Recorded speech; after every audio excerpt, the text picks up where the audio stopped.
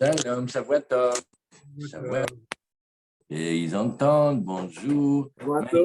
Allez, Shavuot, Morach, on va y aller. Alors, on y va maintenant. Hop, vous me dites si vous entendez encore. Oui. Vous faites comme ça, vous faites un geste avec, comme ça. Comme je vois. Vous attendez, très bien. Alors, on y va, on va reprendre la Pechet. Page, ma foi, page. Alors, de reprendre à la Gemara de Daf Pei Zayin Amud. D'accord? On y va. Allez, Van, tout sur le fond. Daf Ayomi, dans Mesechet Nedarim, aujourd'hui Daf Pechet, et nous reprenons Daf Pei Zayin Amud Bet, au début de la Gemara, quand la Gemara elle dit Rumini ou Beloreot Pratle Soma. Vous voyez? Alors, qu'est-ce qu'on a vu ici? On a quelqu'un qui sait quelque chose, mais il ne sait pas tout. D'où va-t-on dans la Mishnah, il est marqué Yodani Shesh Nedarim. Abalani Yodea Shesh Mefirim. Il y a faire. Le mari, il dit comme ça. Je sais qu'il y a le parachat des Nedarim. C'est marqué, j'ai appris dans la Torah. Mais je ne savais pas que le mari, il pouvait défaire. Un exemple, il vient dire, je croyais que c'était que le père. Je croyais que c'était que le Raham. Donc maintenant, quand il a entendu le Neder de sa femme, on peut dire d'un côté, ah bah ça s'appelle Beyom Shomon, j'ai entendu, c'est le jour où il fallait qu'il entérine ou qu'il défasse le Neder. S'il n'a pas fait, il a perdu. Alors la Mishnah nous dit à faire. Ce qui veut dire qu'on considère qu'il a encore le droit de pouvoir le faire. Yoda Nietzsche Mefirim Aval En Yoda chez Zeneder. Par contre, quand il a dit, non, je sais, je connais la raccord de Nedarim. Le Neder, la femme, le mari va faire Afara, mais je ne savais pas que comme elle a parlé maintenant, ça s'appelait un Neder.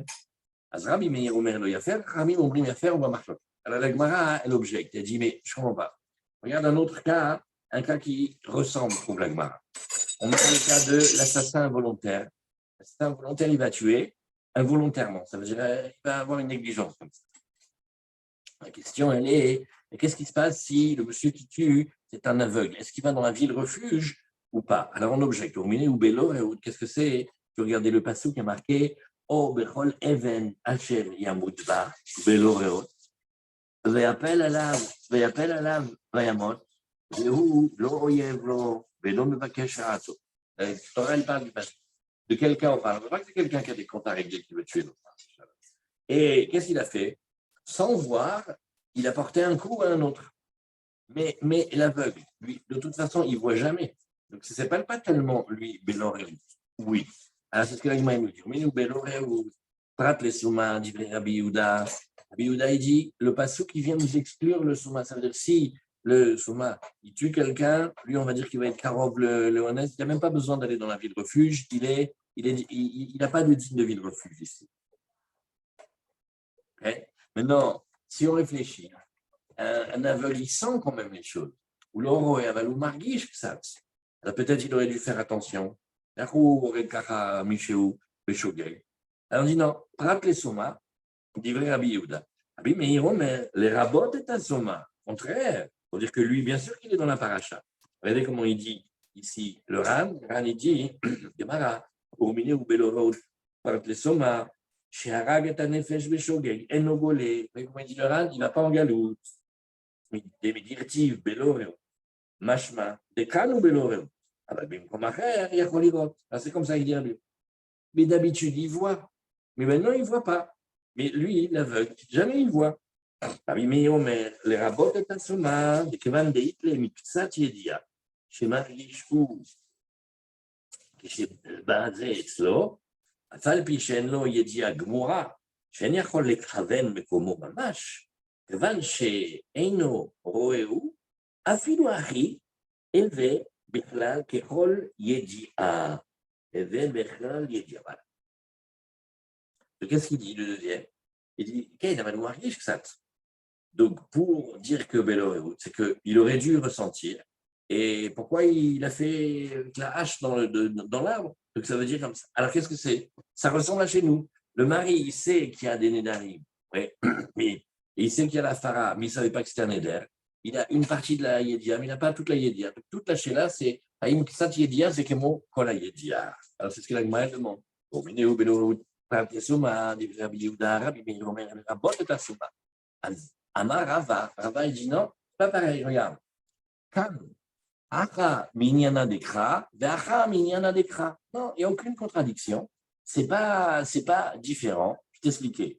Qu'est-ce qu'on regarde? On regarde les psukim, on regarde leur contexte. On regarde ce qui s'appelle Minyana Dekra. De quoi la paracha elle parle? Oui, qu'est-ce que c'est? Nachon, dans les Nédarim, Rabbi Meir, lui, il va tenir un petit peu de connaissance, ça s'appelle pas la connaissance. Il faut toute la connaissance pour dire que le mari il puisse faire la farak. Donc, si c'est tu, ça veut dire qu'il était d'accord. Il dit, par rapport à l'aveugle, on voit qu'un petit peu de connaissance, ça suffit pour faire de lui un assassin involontaire. Pourquoi? Parce que la base, qu'est-ce que c'est le sujet? Il faut faire attention. Et même un aveugle, il peut faire attention. Après, on n'y voit pas bien.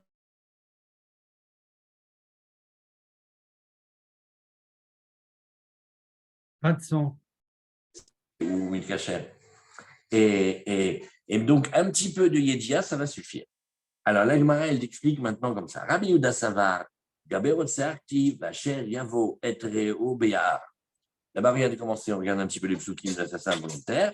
On dit, il aura amené quelqu'un dans la forêt, l'Artov Etzim, il va couper des bois, Venitra Yado Vagarzen, les Chota Etz, et sa main a été propulsée pour couper, il a propulsé la main pour couper l'arbre avec la hache, les Chota Etz, Venacha la Barzel Mina Etz, le manche s'est séparé de la cognée, ou Matsa Etreo va mettre, ça a trouvé l'autre et ça l'a tué.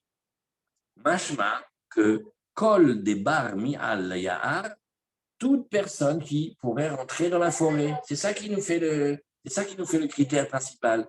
Oui. Et l'aveugle, il peut aussi rentrer dans la forêt. Il n'y a pas un interdit de forêt pour un aveugle, il peut y aller. Vesoma nami bar mi al ya'aru. Et maintenant, venons réfléchir ensemble. Via Martha Belorerot, les rabot et asoma. Mais si tu voulais dire que le mot qu'il n'avait pas vu, c'était pour inclure l'aveugle, oui, parce que lui aussi, il voit un petit peu par ses sensations comme ça, hein, mais ça, tu n'avais pas besoin, puisque tu le sais déjà de Miyahar Nafkale. Et la Shmamina, Beloreot, tu sais ce qu'il y a marqué, sans voir, Prat les Souma. C'est pour nous dire que lui, il ne va pas aller en galoute, lui, il ne va pas dans la ville refuge. D'après lui, d'après eux, dans les villes refuges, si vous demandez est-ce qu'il y a des aveugles, non. Il n'y a pas un aveugle il y a pas un aveugle de ville refuge. Il peut y avoir des aveugles, mais il n'y a pas d'aveugle de ville refuge. Rabbi Meir Savar, qui il y a marqué ici, et Vlidat, marqué, regarde. Voilà l'histoire de l'assassin qui devra s'enfuir là-bas et qui va vivre. Asher Yaket Reu, Bivlidat, qui aura frappé quelqu'un, Bivlidat. Et qu'est-ce que ça veut dire, Bivlidat? Sans faire attention, sans avoir la connaissance. Kol de barda, kol de barmida, toute personne qui a la connaissance, vesoma lav barmidaou. Mais il ne peut pas avoir la connaissance puisqu'il ne voit pas. Veya marta beloreot. Et si tu voulais nous dire que beloreot, c'était pour nous dire prat les soma, ça exclut l'aveugle, ah mais non, ça on le sait déjà de miblidat, nafkale. On l'aurait su de l'autre verset. Et alors, et la shvamina, donc tu vois de là que beloreot, ça veut dire les rabot et asoma. C'est pour nous dire que ah oui, donc on sait que l'aveugle, c'est Marloquet Tanaïm, savoir s'il va en ville refuge ou pas. Très bien. Alors maintenant, on commence la nouvelle Mishnah. La Mishnah, elle nous dit ici, Amadir Anaa mi Khatano. Quelqu'un vient et dit son gendre, il ne va pas profiter de lui. Donc il a dit Konam, mais bien, oui, un tel. Et un tel, c'est son gendre. C'est la tête les bitomaot. Seulement maintenant, il dit d'accord, mais j'ai fait un éder là, c'est contre le genre. Mais comment je vais faire pour donner à ma fille? Je veux donner à ma fille. Alors, Omer là, are amaota elu netunim lach bematana ou bilvad shelo yele baaler reshut baem. Et là, machat noset venotenet befir. Alors, on fait bien attention à cette phrase-là, parce que cette phrase-là, elle comprend deux parties. Et on va avoir une grande discussion si les deux parties sont nécessaires ou une des deux suffit. Alors, quel est le cas? Le cas, il a mis en éder, oui, son khatan. C'est-à-dire qu'il ne veut pas que son khatan profite. son khatan, il est marié avec sa fille. Comment il va faire maintenant s'il veut faire profiter sa fille? Alors, il a une formule. Il lui dit, tu vois cet argent-là, il t'est donné à toi en cadeau et à condition que ton mari n'ait rien dedans. Mais uniquement ce que tu mets dans ta bouche. C'est une manière de parler, mais qui a un sens. Maintenant, quelle est la question qui va venir? Normalement, si une femme, elle acquiert, d'après Rabbi Meir, son mari l'acquiert aussi. Elle ne peut pas acquérir toute seule. Quand elle acquiert quelque chose, ça va à son mari. Alors, comment on fait? Alors, est-ce que ça suffit de dire elles te sont données à toi à condition que ton mari n'ait rien? Est-ce que ça suffit? Ou est-ce qu'il faut dire non, non, ce que tu mets en bouche, voilà ce que tu as. Alors la Gemara, elle voit ici, oui, on va étudier les dynimes du Eved et du Eved Kenani. Comment on fait pour le racheter? Et on nous dit ici, pour racheter l'esclave, il faudra donner de l'argent. On a une question. Tout ce qu'on va donner à l'esclave, c'est comme si ça arrivait dans la main du maître. Donc, pour acheter l'esclave, on ne pourra jamais, puisque chaque fois qu'on va donner l'argent à l'esclave, ça va dans la main du maître. Donc, on n'a pas pu racheter. Donc, un esclave, il ne peut pas se racheter. Alors, comment on va faire? Ah, c'est ce que nous dit ici. Amarav, Loshanu, il a des Amarla, Machat, Nosed, Venotenet, Befir. Alors, la Gemara, elle te dit ici, regarde, tu vois le cas de chez nous? Le père, qu'est-ce qu'il a dit? Il ne veut pas que le beau-père, le gendre, il profite. Qu'est-ce qu'il dit à la fille? Il lui dit ce que tu prends et que tu manges. Et Machat, Nosed, Venotenet, Befir. Et là, c'est une manière de détourner, de contourner le gendre. Parce que s'il lui avait dit, je te donne, mais ton mari n'a rien, ça ne veut rien dire du tout, parce que tout ce qu'elle reçoit, ça repart au mari. Ouais. Et donc, l'esclave est, comment on fait ici avec l'esclave et avec la femme, c'est le même deal. Ouais. Et ça parle de l'esclave cananéen. Donc, qu'est-ce qu'il faudrait dire? Quelqu'un va vouloir acheter l'esclave cananéen. Comment il fait? Il dit, combien tu l'as payé, Umbata, que tu as maintenant trempé au mikvé pour qu'il soit Eved Kenani? J'ai payé 10 000. OK. Je te rachète 10 000, ça va? Oui, d'accord. Ça, c'est le prix que j'ai payé. Maintenant, on donne 10 000 pour racheter l'esclave cananéen. Si on le met dans la main de l'esclave cananéen, il n'est pas libéré. Parce que à la même seconde qu'il a mis dans la main, ça revient au père. Et on a gratifié au maître. On vient de gratifier le maître de 10 000. Mais on n'a pas libéré l'esclave. Alors la Gemara te dit, Avalamar machetirtsi asi, kana yeton baal. On trouve une solution maintenant. Et tu sais que si jamais le père il tire la fille, eh ben, tu fais ce que tu veux avec cet argent-là, eh ben, c'est, là, le mari, il a tout récupéré. S'il lui dit, tu fais ce que tu veux avec, ça va directement dans la poche du mari. Et Shmuel Omer, Afilou Amar, Machetir Tsiasi, Lokanaïton Baal. Mais Shmuel nous dit non, non, c'est pour la femme. Ça reste à la femme et le mari n'a pas dedans. Alors la Gemara, elle nous dit ici, Matrifla, Rabezera, Bezera, il objecte. Et il dit, mais alors attends, Keman Azla le Hashmata de Rav, cet enseignement qu'on voit de Rav, comme qui il va? C'est-à-dire que quand on dit que le père, il a donné à la fille des biens avec l'intention que le mari, il n'ait rien dedans, le mari, il les a quand même. Aski Rabbi Meir, Damar, Yad Isha, ke Yad Baala. C'est que Rabbi Meir qui tient cette histoire. La main de la femme, elle est comme la main du mari, et on ne peut pas donner à la femme pour toute seule, ça va tout de suite chez son mari. Alors, au miné, on regarde mon objet, on nous dit Keitzad Bishtat Fim Bamavoy. Alors, qu'est-ce qu'on fait maintenant? Ça, on révise un peu Masechet Eruvin, et on nous dit ici, voilà, il y a une petite ruelle. Cette ruelle-là, il y a des cours dans lesquels il y a des maisons. Stam, les maisons, elles sont collées, et devant les maisons, il y a des cours. Et entre les maisons d'en face et les cours, il y a un petit passage, ça s'appelle une ruelle. Cette ruelle, elle s'appelle un Mavoy. Maintenant, pour qu'on ait le droit de sortir des cours au Mavoy, les Khamis, ils ont fait une takana, ils ont dit, ouais, mais on dirait quand même un peu Réchout Arabim. Donc, il va falloir faire ce qu'on appelle Irouvé Khatserot et Chitouf Mavot. Et alors, il va falloir faire une première opération pour avoir le droit de sortir de la maison vers la cour, et après une deuxième opération pour partir de la maison et traverser le Mavoy. Qu'est-ce qu'on fait? On va faire en sorte que le Mavoy, on va considérer que c'est comme un seul Réchout. Et qu'est-ce qu'on fait? Manière est achavit. Alors, qu'est-ce qu'on fait? On va se mettent tous ensemble et on va déposer là-bas du vin ou des matzot, comme vous voulez. Et Léomer, qu'est-ce qu'il va dire? Arezé lechol bnei amavoy. Voilà, ça c'est pour tout le monde. Ou mezake lahem, aliede avdo, veshifrato, ve'avadim. Et il peut faire cette opération, oui, par son esclave, sa servante, oui, hébreu, c'est-à-dire juif, oui, et eux, bémet, quand on leur donne quelque chose, ils possèdent vraiment la chose. Aliede beno bito agdolim, ses enfants, à condition qu'ils soient grands, ve'aliede ishto. C'est là que c'est important. C'est-à-dire que quand il donne pour à sa femme, c'est considéré que sa femme, elle reçoit et c'est à elle, et de cette manière-là, elle peut faire bénéficier tous les gens du quartier. Donc, on voit que la femme, elle a, oui, une main pour recevoir. Vei amart kanayet on baala. Or, dans le cas de chez nous, si tu voulais dire que tout ce qu'il dit à la fille, le gendre, il encaisse, que parce que quand on donne quelque chose à une femme, ouais, eh ben, en vérité, ça va directement dans la main de son mari.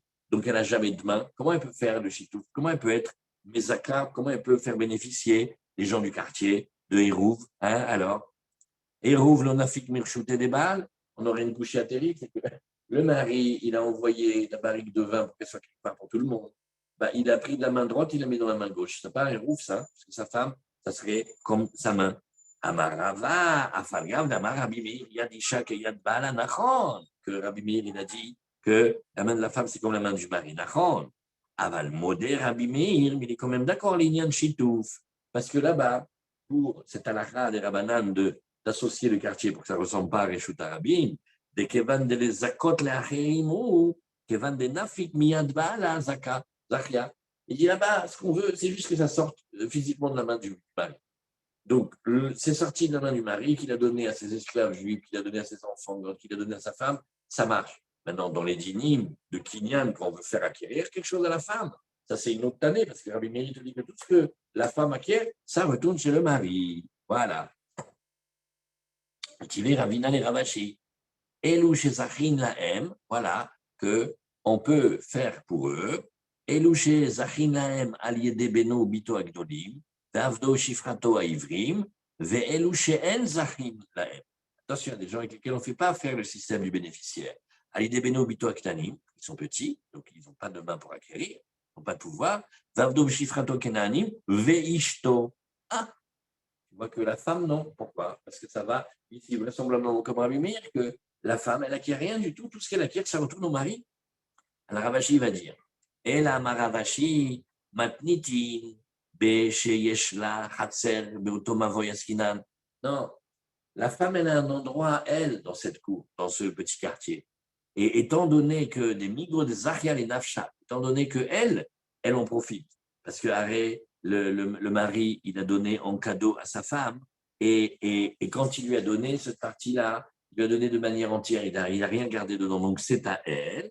Alors, Zachial et Harine, c'est un principe que du moment que elle peut bénéficier, alors elle peut faire bénéficier. Mais Inechiname, en conclusion ici, pour Rabbi Meir, ce que la femme acquiert, oui, ça va au mari. Maintenant, la discussion de halakha, ou les lignes halakha, si vous voulez, demain, Bezrat Hashem, on va regarder comme ça en début d'étude, ou lignes halakha, passade Anagid, Rabbi Shmuel Alevi, Beshem Rav Amram Gaon, d'halakha que Shmuel, d'affal גם לפוקטיו אחר עניין איסורה וקיימנן כרבי איסורה, אפילו אחי כיוון לעיקר פוקטיו בדין נדליה, אי אמרינן יד אישה כיד בעלה, ou לא, נקטינן כשמואל הלכתה כבתי בדיני. Alors, lui, il dit, on dit comme Shmuel. Mais après, il va rapporter le Rambam, et il va voir qu'il y a un dernier intermédiaire, qu'il faut les deux conditions. Ce n'est pas suffisant de dire, je te donne la condition que ton mari, il n'est pas, mais encore, il va falloir lui dire qu'il donne d'une telle manière que l'acquisition soit limitée de telle manière à ce que le mari ne puisse pas rentrer. Voilà. Allez, on met un point ici. Kol hakavod, bravo, shalom, à demain.